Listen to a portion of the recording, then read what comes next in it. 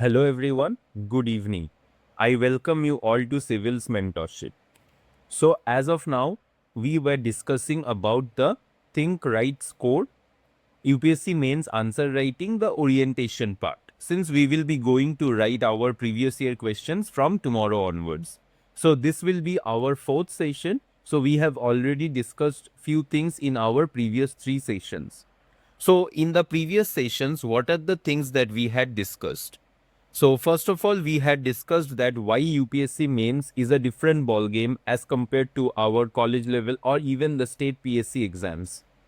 Next, we had discussed about the mindset shift. Like for while you in UPSC, the mindset should not be whatever the mindset that we had during our college days. Third, we had discussed about the seeing through the examiner's eyes. Like whatever questions that we will be writing or whatever answers that we will be writing, it should be based from examiner's perspective. Fourth and important thing was decoding the question, which is very much important. Fifthly, we had discussed about structuring a particular answer. How to structure the answer, what are the mistakes that we usually do while we are just starting our writing practice.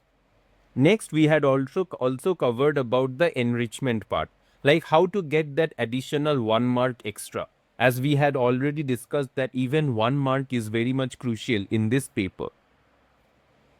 So now in today's session, what are the things that we are going to discuss? So we are going to discuss about the common mistakes. So as of now, we had discussed that what are the things that we need to do, we should do. But parallelly, we need to also know that what are the common mistakes that aspirants make and that we need to avoid those mistakes. Finally, we will be just giving a glance of what can be the exam hall strategy. But since it's almost 9 to 10 months away, the next mains, that is UPSC 2026, so we have enough time to master the skill of answer writing. And finally, we will discuss about the importance of PYQs and how will we approach the previous year questions from tomorrow onwards. So let's jump into the video. So first of all, we are going to discuss about the common mistakes that we usually do while we are starting with our answer writing practice. So what's those mistakes? So because even if we do all the things right, a few mistakes if we do can cost us dearly. So what are the mistakes that we are going to discuss? First is writing irrelevant content. Now what does this mean? So I have said this before as well, but it's worth showing you a real example of how this plays out. For example, if the question is examine the role of technology in transforming urban governance in India. So this is the question. Now there are two approaches. One, let's see first. First, let's see how an irrelevant answer looks like. Now, what's written over here? Urban governance is important. Why? Because 34% of India's population lives in cities. Now, urbanization began during Industrial Revolution in the West. In India, cities grew after independence. Smart Cities Mission was launched in 2015 under Ministry of Housing and Urban Affairs. It aims to develop what? 100 smart cities. Now, cities face problems like traffic, pollution, waste management, water supply. What was my question? Examine the role of technology. They are asking to examine, or basically they are asking that what are the roles of technology in transforming urban governance in India. But in the first answer, did we come across anything related to this? No. But still we have used approx 100 words but have not addressed the technology's role yet. So we have wasted nearly half of our word limit on context that was not asked itself. Now see how a relevant answer looks like. See, what's the relevant answer? Now, technology has transformed urban governance through multiple interventions. GIS-based property tax systems, increasing revenue collection by 40% in cities like Pune and Surat, AI-powered traffic management reducing congestion in Bangalore and Hyderabad, IoT-based waste management in Indore's 5-star garbage-free city status, and citizen engagement apps like MyGov enabling real-time grievance redressal. However, challenges includes digital divide, data privacy concerns, and implementation gaps between Tier 1 and Tier 2 cities. Now see, now you yourself can see the difference between both the answers. So in the previous answer, my question was that the question was asked is that what are the roles of technology in transforming urban governance in India. But in the previous answer, we have not addressed the question yet. But we wasted approximately 60 to 80 words. But in the second answer, from the very beginning only, we have addressed the question. So over here, we have directly answered what was asked. Now remember that every sentence adds value. That is relevance. So I hope you understood this particular mistake. We should try to avoid this one. What is that? Now writing irrelevant content. Now coming to the next one. Poor time management. Now what does this means? Now let me paint a realistic scenario. Now you are in the exam hall writing your mains. First question is on a topic you know very well, like constitutional amendments. You get excited, you write a brilliant answer. Now in this particular question, you have given the historical backgrounds, you have mentioned about relevant case laws, you have given examples as well. Now you look at your watch, you have spent approx 15 to 16 minutes on a 15-mark question. So that means you have spent 15 to 16 minutes on this 15-marker question. Now you are behind schedule. Why so? Because, so remember one thing that for a 10-marker question,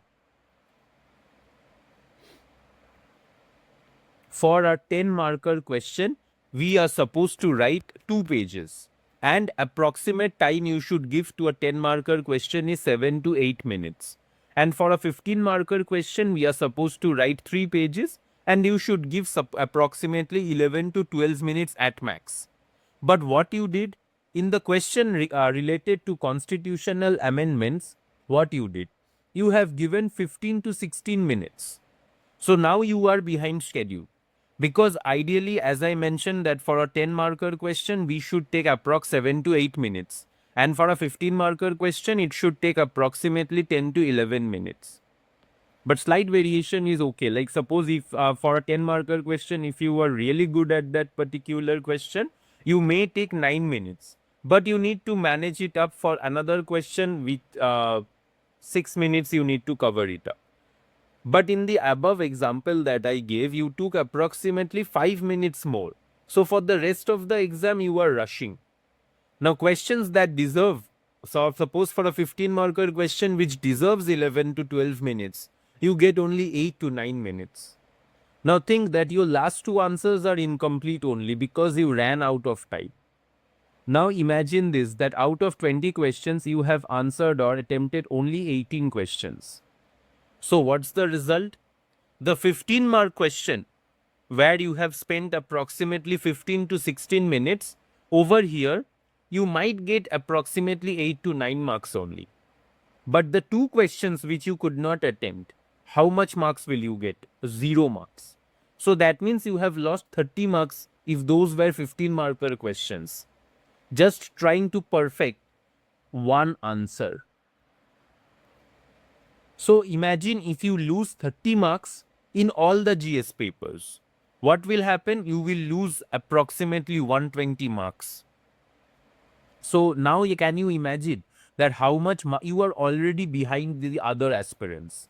So don't try to be perfect. Just try to be more than average. That's it. So this is about the mistake number 2, poor time management. Now mistake number 3, repetition. Now what does this means?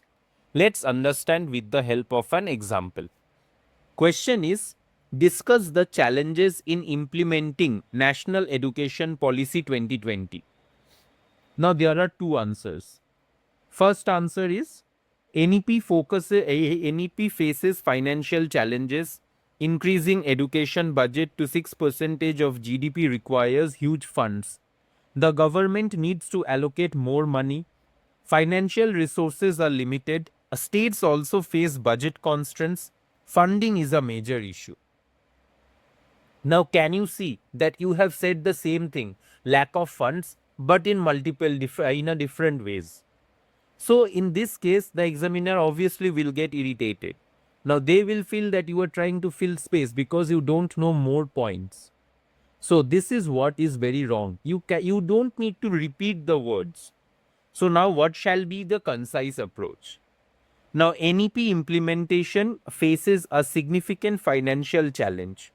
Achieving the 6% GDP allocation target from current 2.8% requires an additional rupees 3 lakh crore annually.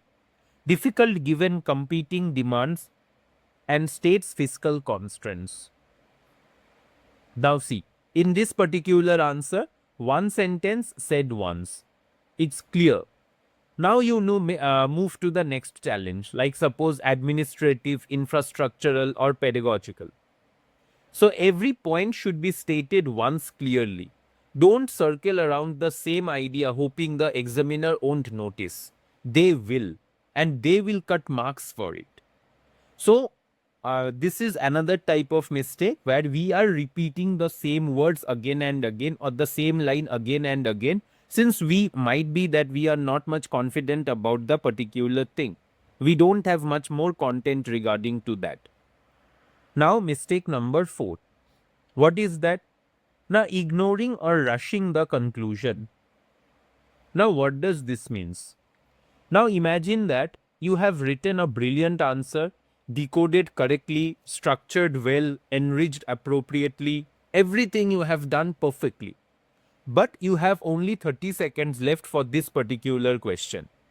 So what you might think? You might think that conclusion is not important because you have already written a brilliant content. The main content, the body of the answer, you have written a brilliant content over there. So either you will skip it or you can write like this, that thus we can conclude that this is an important issue. Now it's wrong in both the occasions. You should not ignore or you should not skip the conclusion, and you should not write the conclusion in this manner. The conclusion is what the examiner reads last. Now, that is your final impression. The conclusion is your final impression. Now, human psychology will also tell the same thing only. So, psychological research also shows that recency effect matters. That means what we read last stays in memory and influences evaluation. So, a weak or missing conclusion makes our final answer feel incomplete, like a building without a roof. So, even in this condition also, you can simply write that a one-line conclusion is enough, that addressing these challenges through phased implementation, adequate funding, and center-state coordination can make NEP 2020 transformative. Instead of skipping it or writing a weak conclusion like this, we can write the conclusion in this way, that whatever challenges you have written it in the body part, we can mention like that, addressing these challenges through phased implementation, adequate funding, and center state coordination can make NEP 2020 transformative. That's it. Hardly it would take 10 seconds to write, but it will complete your answer. I hope you understood this particular mistake as well. So don't ignore or rush your conclusion. Now mistake number 5. Now this is quite common, that illegible handwriting and messy presentation, which we had already discussed in our previous videos, previous sessions, will not fetch you any marks. Because if the examiner can't read your handwriting, you are not getting marks. They are not going to strain their eyes deciphering your scribbles. They will give you a charitable hardly 1 or 2 marks at max and move on. So I would repeat the same thing, that for illegible handwriting is equal to no marks. Your handwriting does not need to be beautiful like calligraphic and all. It needs to be readable, that's it. Now think of it this way, that presentation is packaging. Now you can have an excellent content, that is the product within the package. But if the packaging is poor, nobody wants to engage with it. So make your answers visually inviting. So this is another type of mistake. Now comes to the next mistake. Mistake number 6. Being one-sided. Now what does this mean? Let's understand with the help of an example. So what's the question over here? Now critically examine the impact of social media on democratic processes. So now what's the answer? Let's suppose this is one form of answer where only positives are mentioned. Like social media has revolutionized democracy. Citizens can express opinions freely. Political participation has increased. Transparency has improved. Governments can communicate directly with people. Campaigns reach more people. Democracy has been strengthened. So, did you notice that the entire answer is only about positives and positives? That these are the impact of social media on democratic process. Only positives. Now, next answer. Over here, only negatives. Now, social media spreads fake news. Echo chambers polarize society. Privacy is violated. Foreign interference occurs in elections. Mob justice happens. Democracy is threatened. Now, this answer is all about the positives of social media, and this answer is all about the negatives of social media. Now, both are incomplete. UPSC hates one-sided answers because they show immaturity. The real world is complex. It's neither white or black.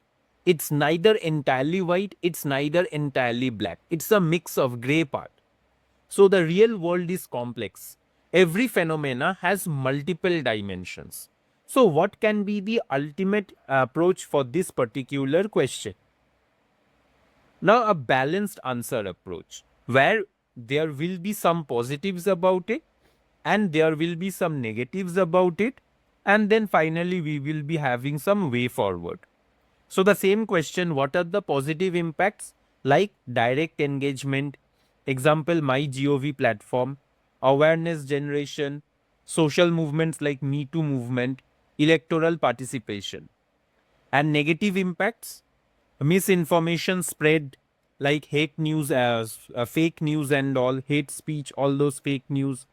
So social media app fake news during elections, echo chambers reinforcing biases, targeted manipulation like Cambridge Analytica controversy. And what can be the way forward? Now, media literacy programs, regulatory frameworks like IT Rules 2021, fact checking mechanisms while preserving freedom of expression. So, this particular answer shows maturity. You understand that social media is neither purely good nor purely evil. It's just a tool whose impact depends on usage and regulation. That's a balanced thinking. Now, this type of approach applies to almost every UPSC question. Like suppose for policy debates, developmental issues, international relations, there are always multiple perspectives. There is no that it's not that there will be only one perspective or a two-dimensional perspective. In most of the cases, it will be a multi-dimensional practice perspectives. So present them fairly. So this was another side of another mistakes. And finally, the most important mistake is not practicing enough. So this is the most important mistake. So you can watch videos, read notes, attend classes, but you don't actually write answers. So it will not help you. Answer writing is like learning to swim. You can watch 100 swimming videos, read 50 books on swimming techniques, but until you get into the water and swim, you won't learn. But when you actually write, you understand many things. Like, you will realize that now you might be thinking that, oh, only 250 words we need to write. Oh, it's easy, very easy. But when you actually write, then only you will realize that those 250 words take more space than you thought. Because in your thought or mind process, many things will be coming for a particular answer. But you need to concise those thought process into 250 words. That is really tough. So this you will learn when you write answers actually. Now, when you write answers, now you might be thinking that, okay, I know about, say, for example, Quit India movement. But if they are, when you are practicing questions related to Quit India movement, then you might discover your knowledge gaps. You might discover some thoughts that you knew, but you cannot articulate it. And most important thing, until and unless you practice writing, you will not get the you will not get to know about the time management. How 15 minutes feels when you actually writing. Because honestly speaking, your hand means writing 3 hour essay. Now, as you know, the mains schedule, Friday it will be your essay paper, Saturday morning shift GS paper 1, GS paper 2 in the afternoon shift, Sunday GS paper 3 morning shift, GS paper 4 in the afternoon shift. 1 week gap, next Saturday you will be having your English paper and the Indian language paper. Sunday you will be having your optional papers in both the halves, optional paper 1 in the morning shift and paper 2 in the second half. Honestly speaking, writing 3 hour essay paper, then next day morning 3 hour GS paper 1, and in afternoon shift again 3 hour GS paper 2. Again next day morning 3 hour GS paper 3, and in afternoon shift 3 hour GS paper 4. So by the time you reach to GS paper 4, you can't feel your fingers. There will be no sensation, nothing. So your hand needs to develop that particular stamina. Writing for 3 hours continuously is physically demanding. So better practice writing answers from now itself at whatever stage you are in your preparation. And most importantly, as you know that there is a mistake that we had already discussed about, illegible handwriting. So as you write, your handwriting improves with practice. Your structuring becomes automatic, not conscious. So, again, repeating the same thing. Now, for you all, you can do one more thing, that if you start writing PYQs along with me from Monday onwards, you will be writing more than 1,000 answers. So, by the time you sit for mains 2026, answer writing should be your muscle memory. Now, final thing on these mistakes, avoid these 7 mistakes and you are already ahead of 70% of the aspirants. So this was all about the mistakes, common mistakes that we usually do. Now moving on to the next section, it's a exam hall strategy. So because all your preparation comes down to those 3 hours in the exam hall, because the examiner will not see, or he is not aware that how many years or how many months you are preparing for that particular day. So whatever is your preparation, all your preparation will come down to those 3 hours in the exam hall. And how you manage those 3 hours can make or break your mains. Now let me walk you through the D-Day scenario. So suppose you got the question paper. So it's not ideal that you start writing the question paper immediately. So first 10 minutes you can read and plan. Why I am saying this? Because in that way you can identify which questions you are most confident about. Now this become your starting points. Next reason is your subconscious mind starts processing questions even while you are writing other answers. For example, by the time you reach question number 15, your brain has already been thinking about it for past 90 minutes in the background. And thirdly, most important thing, you can strategize which questions need more time and which can be done quickly. So this is why I would recommend that as soon as the bell rings, you get the question paper, maybe your adrenaline is pumping. Your instinct says that start writing immediately. But stop. Resist that urge. Spend the first 10 minutes reading the entire question paper. Not just glancing, actually reading each question carefully. Now you have read the question. Now what you need to do? You need to mark the questions mentally. Like suppose you can mark the questions like green flag, yellow flag and red flag. Now what does this means?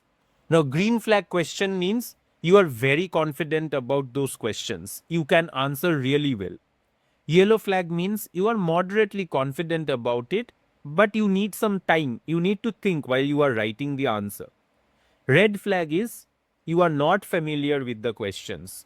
Difficulty level is very high. You need more time. So, what will be your attempt strategy? Confidence based, not serial. What does this means? Now, in a GS, suppose any of the GS papers, your question paper will be 1 to 20. No, 1 to 10 will be 10 marker questions, 11 to 20 will be 15 marker questions. There is no need to start writing from 1, 2, 3, 4 like this, like this. No, you will not get any additional marks for that, but you can start or you can attempt the paper based on your confidence. Like, what are the questions you are very much confident about? You can start with the question you are most confident about. Now, why I am saying that? Because it will give you a psychological advantage. Now, what does this means? Suppose you write a good answer, you will build confidence, you will get into that rhythm, your brain will release dopamine. Now you will feel that I am doing well. Now this positive momentum carries through the exam. Now positive momentum or positive mindset is very much important in this particular exam. And what is the practical advantage? This was about the psychological advantage, but what is the practical advantage? You will secure marks in questions you know very well.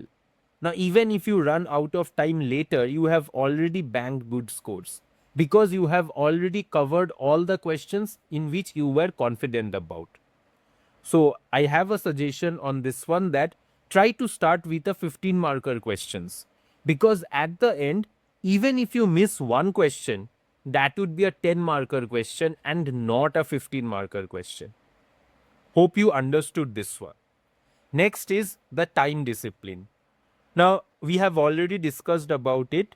Like, for every 10 marker question, it should be 2 pages you need to write. It should be max to max 7 to 8 minutes approx. 15 marker question, it should be 11 to 12 minutes approx.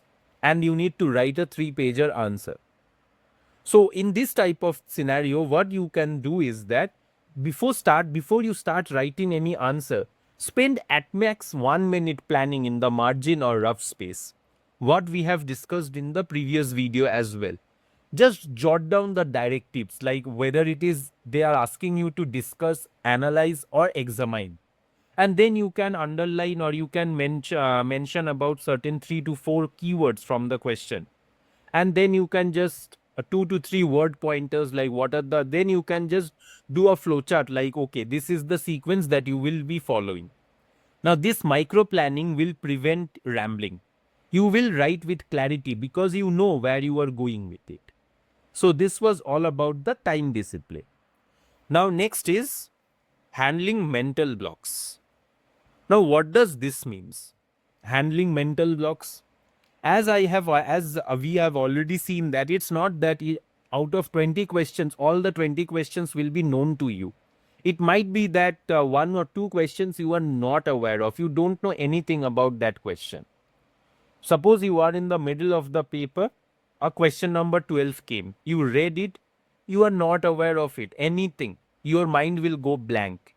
Panic will start. Hey, you will think that, hey, I don't know anything about this.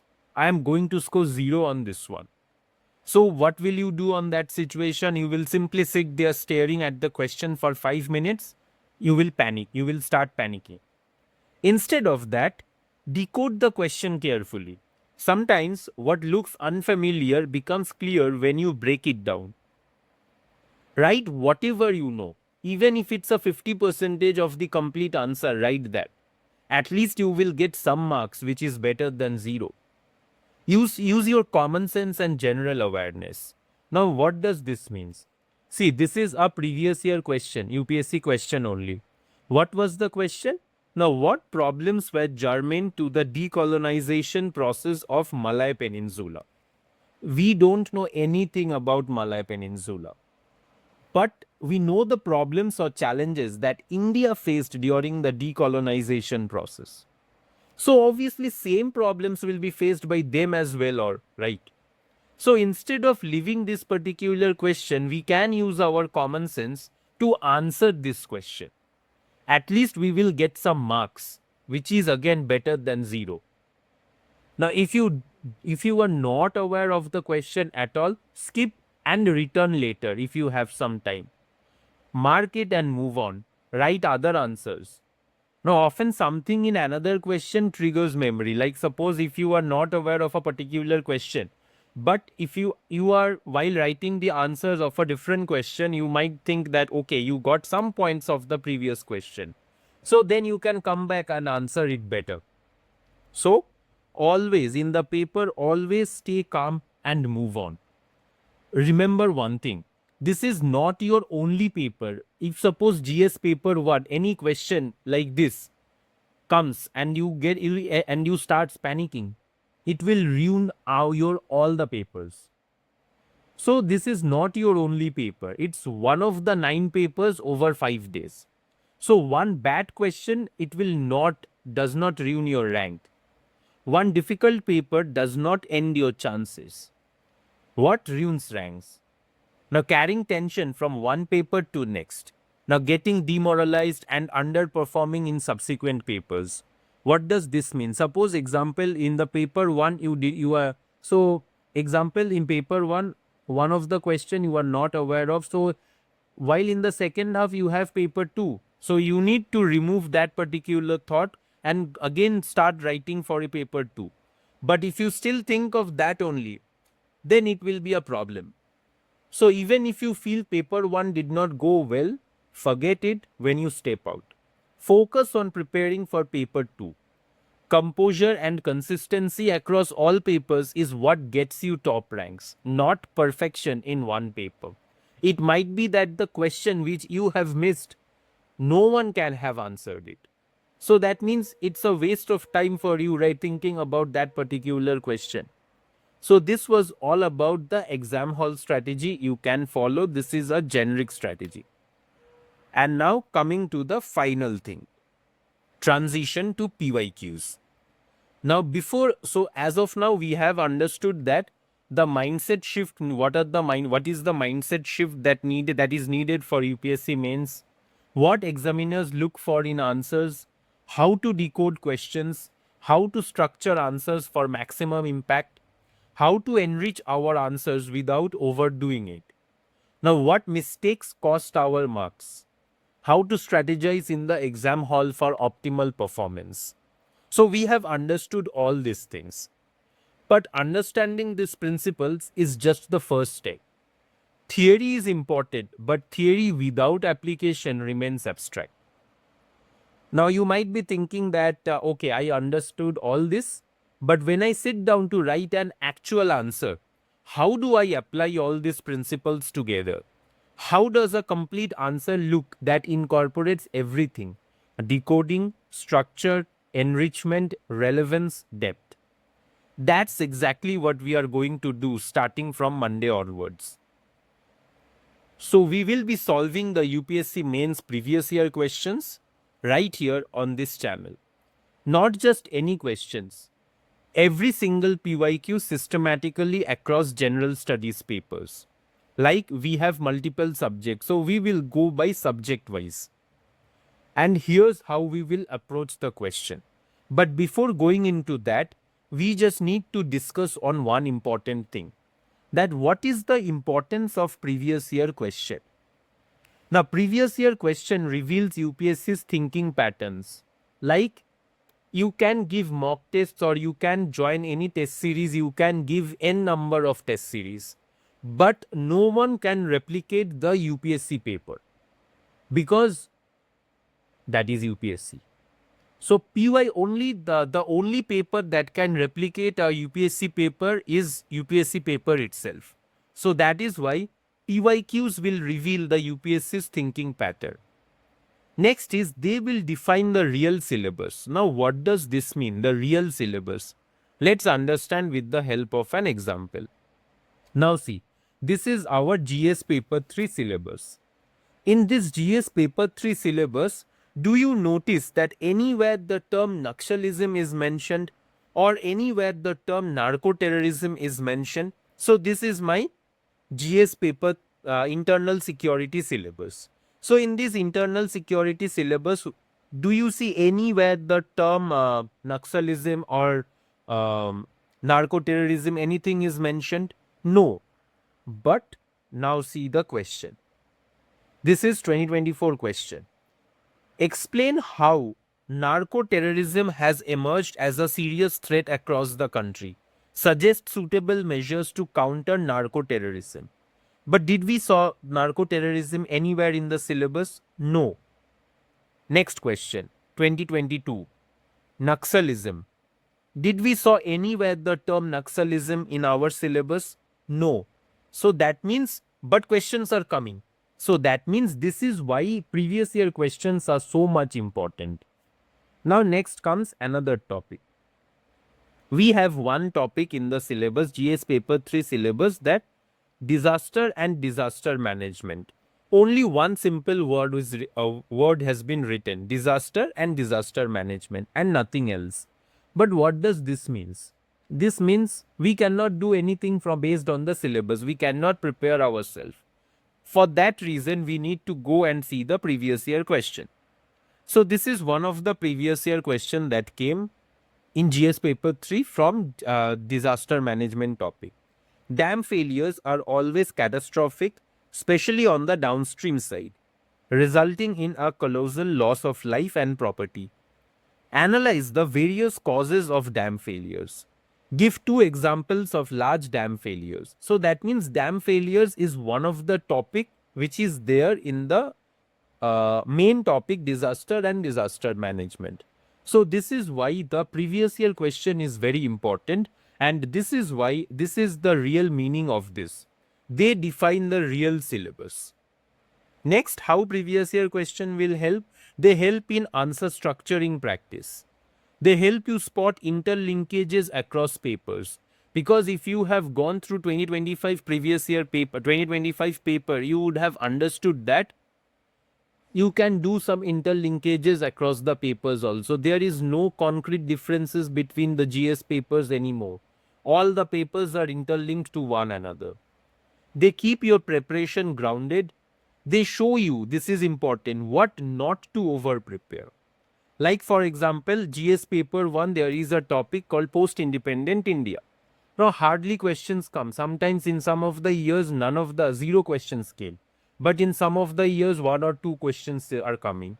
So that means you, based on previous year questions only, you need to prepare yourself. Like which topic you need to prepare more and which topic no need to over prepare. So these are the importance of previous year questions. So that is why we will be going with this approach. We will be studying the previous year questions thoroughly and we will be analyzing it thoroughly. And what else? What is the another importance of solving previous year question? Let's see. Now see, this is one of the question that came from GS paper 1 in 2024. Though the great Cholas are no more, yet their name is still remembered with great pride because of their highest achievements in the domain of art and architecture. Okay. See the question that came in 2022. Discuss the main contributions of Gupta and Chola period to Indian heritage and culture. Did you recognize the same question came in 2024 as well? That means the same topic, same themes. Not only this, let's see, this is another question of 2017. How do you justify the view that the level of excellence of the Gupta numismatic art is not at all noticeable in later times? Now see this question from 2022. Discuss the main contributions of Gupta period. So this is why previous year questions are so important. it will give you repetitions. Okay, means you will be able to understand the themes based on which you can prepare yourself. Let's see another example. So we have one of the topic called land reforms in GS paper 3. So in GS paper 3, we have the topic land reforms. Let's see this particular question. What were the factors responsible for the successful implementation of land reforms in some parts of the country? Okay, this was the question from 2023. Now see, this is another question from 2022. State the objectives and measures of land reforms in India. Discuss how land ceiling policy on landholding can be considered as an effective reform under economic criteria. Now this is another question from of land reforms, on the topic of land reforms. How did land reforms in some parts of the country help to improve the socio-economic conditions of marginal and small farmers? So now you understood, right, that how previous year questions, or why previous year questions are so important. Because firstly, you will get to know what's the real syllabus is. Secondly, and most importantly, you will get to know that what are the underlying themes of UPSC. And thirdly, you will get to know the questions based on which you can prepare yourself. You can prepare your notes accordingly. So this was the importance of previous year questions. So now the important question is that what approach we will be following it. So for each and every previous year question, we will be following this simple approach. First of all, we will be decoding the question. So we will first break down the question together. We will be identifying the directives. We will be underlining the keywords. We will be identifying the dimensions. Catch any hidden demands are there or not. So we will see the thought process in action.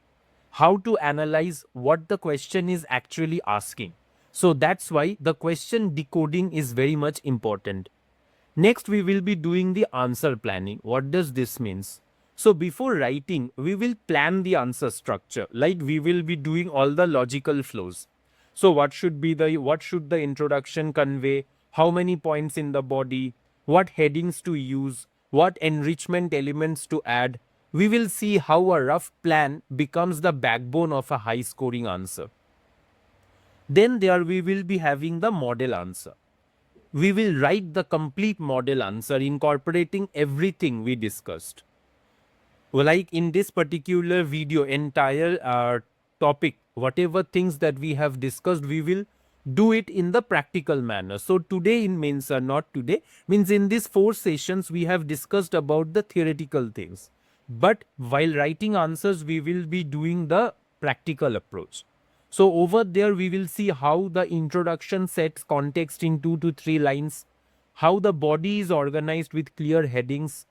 Now each point is enriched with examples, either examples or data or legal provisions.